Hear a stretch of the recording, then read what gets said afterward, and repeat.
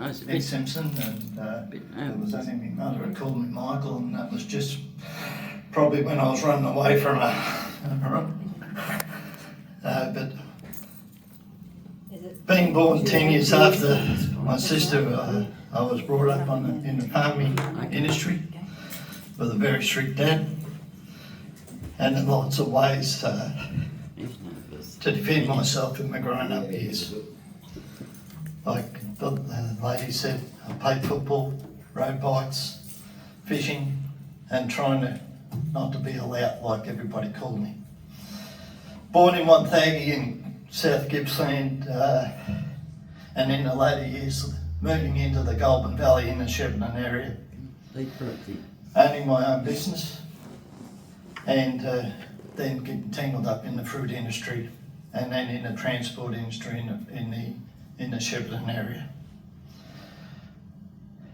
For my side of how it started was I knew all the roads around Victoria, around the Shepparton area, the region, and also up and down the eastern seaboard. But then it started to happen about 4 or 5 years ago. I started to forget the farms. I started to forget the roads. And I started using GPS and my phone to cover it up, as with the stigma that this problem starts. It was one morning that I forgot to take my backup with me, and being the phone and the GPS. And it was then that I had to ring a friend of mine and get him to direct me back to Kyabram, where I come from. And that was the start of the doctors and the geriatricians. The first geriatrician I had was really good. And for some strange reason or another, he had his assistant in the same room as we were, as he was speaking to me, which is really not the norm these days, or not that I know of anyway. The person wasn't interested in kicking me out the door. He wasn't interested in the time restraints, the dominance, or the pressure of the day. And I was very lucky back then to have doctors around me, or good doctors around me, and secondly, up until a couple of months ago, the progression hadn't been really great. But you have to be strong, not only in body, but in the mind, and have arguments with your mind. Finding ways to say bugger off. And I excuse for my language, but that's the way I feel. I'm doing this. I'm having a mental power to say that I'm going to stop work, that I'm not going to stop working, as a lot of people do, and ones close around you want you to do. As you probably noticed, I'm not a politically correct bloke, right? Nor am I restricted in what I say. Where more times than none it actually gets me into trouble.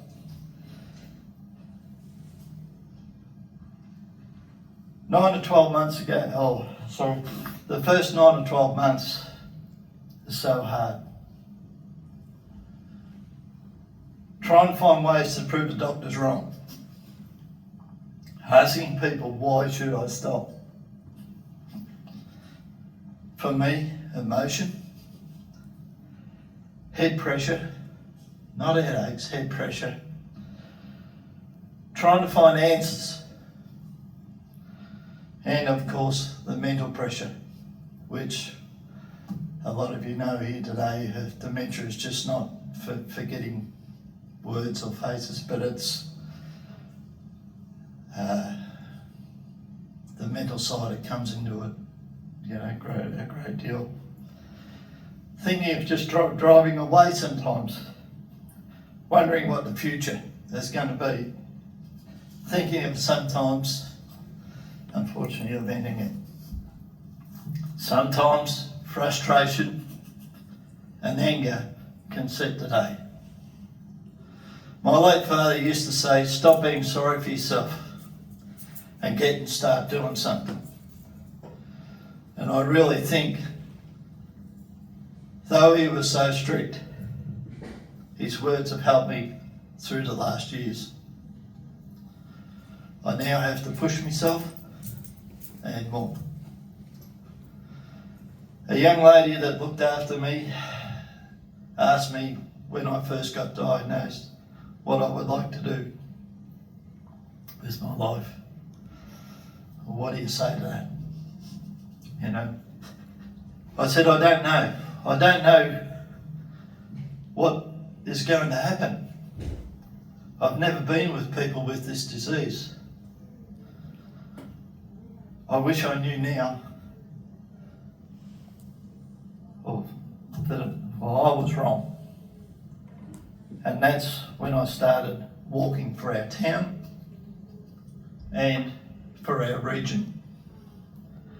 Echuca, which is not very far away, to Kyabram, and everybody said, well, you've done it, that's it. They shouldn't have said it. Right, as simple as that.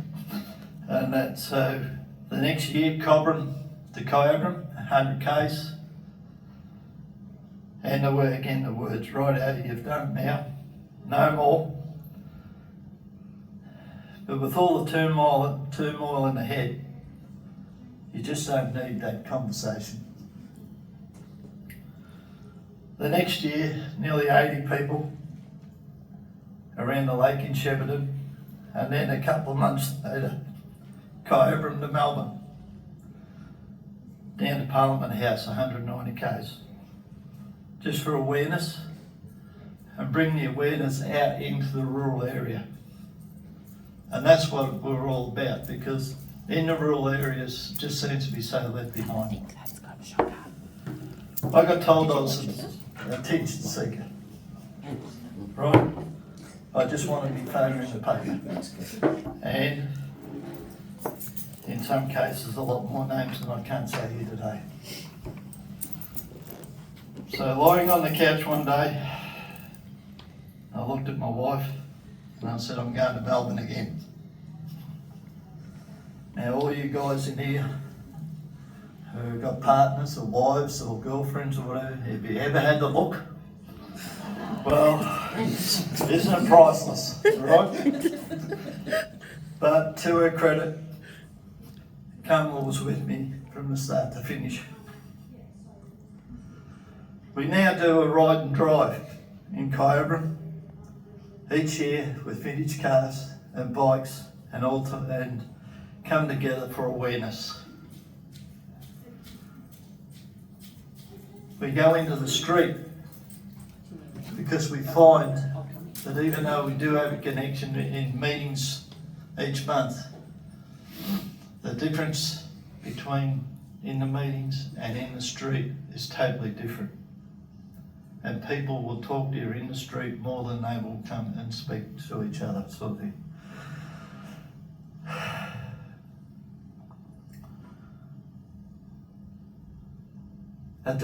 We had a dementia forum in Kyabram, the first ever, where nearly 100 people came together, with speakers being doctors, geriatricians, aged care, and other speakers. And of course, we call it for a good friend of mine that is having a really hard time at the moment. When we started the group, we said, what we're going to call it? No one would put their hands up, and he came up with a smart idea of saying, don't dementia him. And that's what it was called. And that group, or our group, is formally formed 3 years ago on the 23rd of this month, Is it? where people with dementia and the carers can come and speak to each other. But we also have guest speakers from all parts of the health and the caring industries, plus Services Australia, helping people connect and be better and easier get their needs.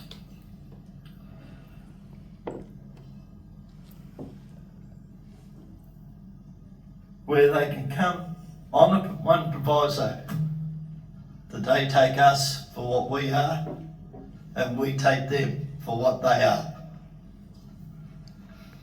There is no question of criticism. We are there to listen to each other or just relate, to have a cuppa and a laugh.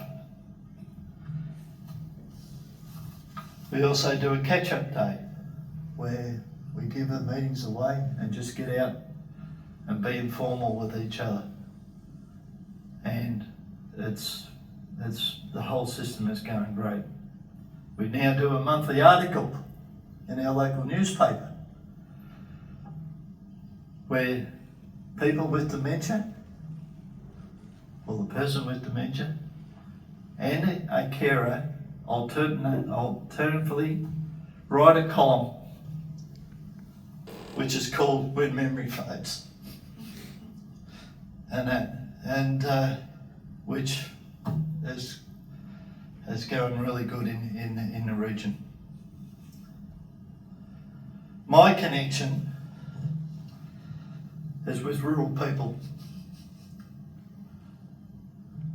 and it can be frustrating, simply because, as you know, the anxiety and the stigma that goes with this damn disease.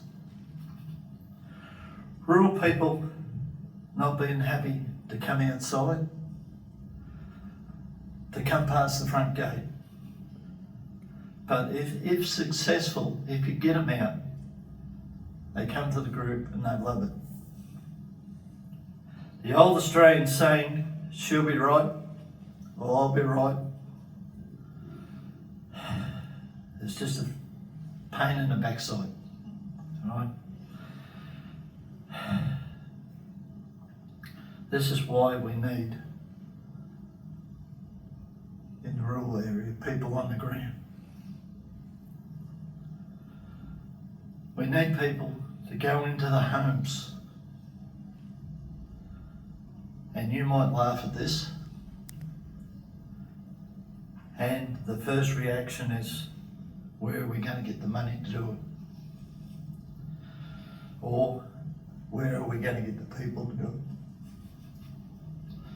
I know your questions. And I understand your questions. But in rural areas, why should we die alone? For some reason, the main speaking point of a person with dementia is why my friends, and in lots of cases, family, disappear. When I was first diagnosed, I formed a new family, and in some cases it's called the dementia family. And why, as soon as we get diagnosed, no matter how early we're diagnosed, people start speaking of nursing homes. The bottom line is that people with dementia in the early or mid stages need others in roughly the same condition to help each other. And in rural areas, this is not happening. For they are the ones that help naturally. The system at the moment has questions. We all know.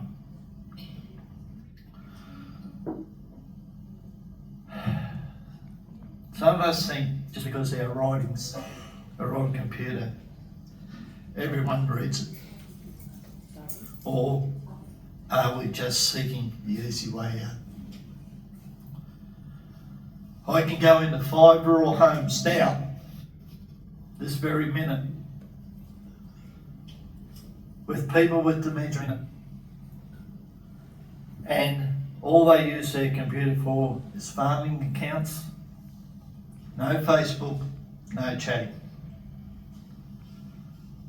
But they are afraid to come out the front gate. So what are we trying to connect with? Are we a team? Personally, at the moment, I don't think so. But if we are to change the mindset of dementia in the rural area, then, in my opinion, which you can laugh off or not,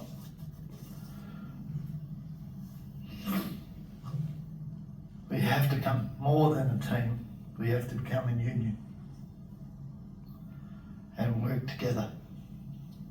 Because at the moment, rural Australia is so far behind the 8 ball.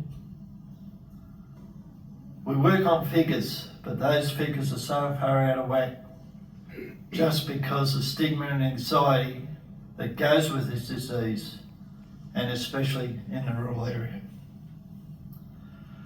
I've heard dementia in the rural areas is no different than metro. Yeah, well, yes, the actual dementia might be the same, but it's handled different in the rural areas. Our major players are not even in the areas of the highest percentage rates with this disease. Or do we do very little in the smaller groups, such as Kyabram, or such as the Treehouse for Two arrangement, to deal with the extreme problem? Our major players, where cutbacks in both personal and their offices, have found the too hard basket easy to get rid of. I never knew what I never knew when I got first diagnosed what I was heading into. When I started the awareness scene, and now in the rural area, just absolutely frightens me, and it does. It just scares the living daylights out of us. Geriatricians see you 5 to 8 months, and if you ask for an early consultation, sorry, we can't do it. So where do you go when you're looking for help? Our medical system, as you know, not just with dementia, is up that well-known creek, and we all know it here. Right? Simple as that. We all here today are to help people with dementia. But are some here just to listen and go away and that's it? We have to become a collective. We have to become a union and truly help the people out there. There are so many pockets of area in Victoria, not only Victoria but in Australia, that are missing out. And if we are to become a team or a union, we have to go to them. The National Party, through Sam Verrill, federal in Shepparton, and Peter Welsh, the state member here, have been supporting us in Kyabram in many ways, and a lot done behind the scenes. So I say with no disrespect to the rest, where are you? That's good. My personal side is getting worse. I know this. The scale over the last months has been tipping more and more the wrong way. The meaning of words, All politics into writing, it's getting extremely worse, sleeping.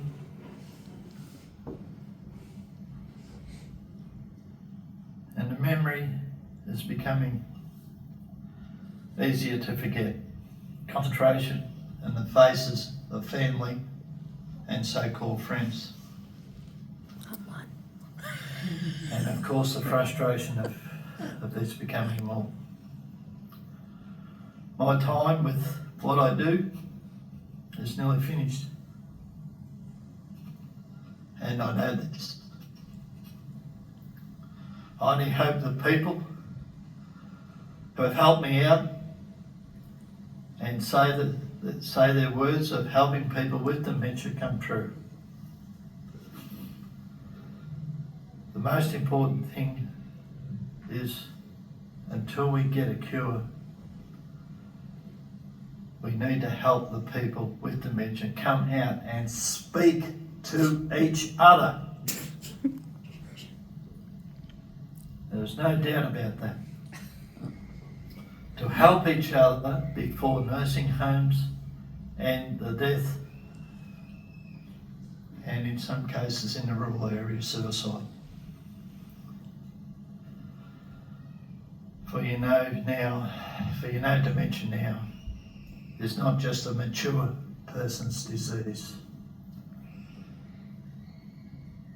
For us, it's a whole of life disease. I'm asking, well, that's probably not quite right. I'm begging you to go away from here with a vision, to come together, to help become a team, or better still, a union, not as individuals. Just in closing, I'd just like to say, I'd like to thank some people by the name of Candy Fleming, Kerry Reardon from Kyabram Health, Jennifer Savage, Claire Perella,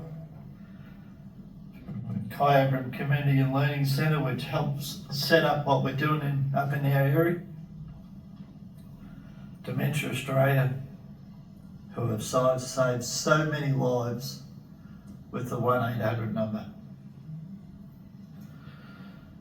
The Carers Association, plus the carers, no matter whether you're professional or whether you're family.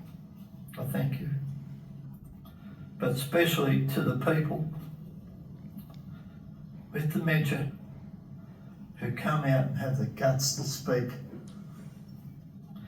Again, from the heart and with my respect, thank you. And I thank all of you for coming across here today and listening to what we've got to say today. Thank you. Well done. Very good.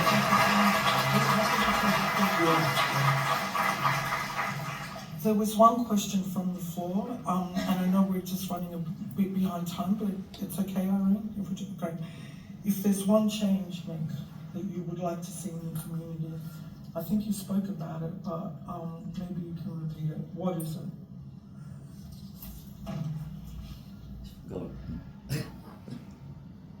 I think we're here today. We've got to stop the government throwing money away and forgetting about us.